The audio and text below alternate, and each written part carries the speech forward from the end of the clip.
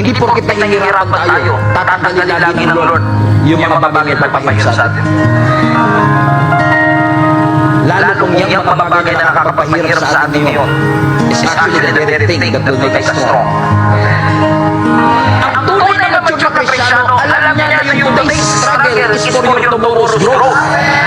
Kung gagamitin ka kasi talaga ng Panginoon, hindi ka niya ipopromote at hindi ka handa. So, bago ka ma-promote, ititrain ka niya. Idadaan ka niya sa equipping.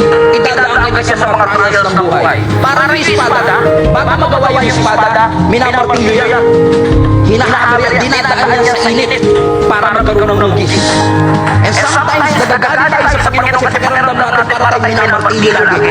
Sunod-sunod ang mga pagsubok. Para pakiramdam natin, Lord, ano ba gusto mo mangyari sa akin? Bakit parang padurog ka ng padurog? Pero kung ikaw ay minamartilyo ng mga pagsubok sa iyo, hindi ka winawasan ng Diyos. It's not destroying you, it's shaping you.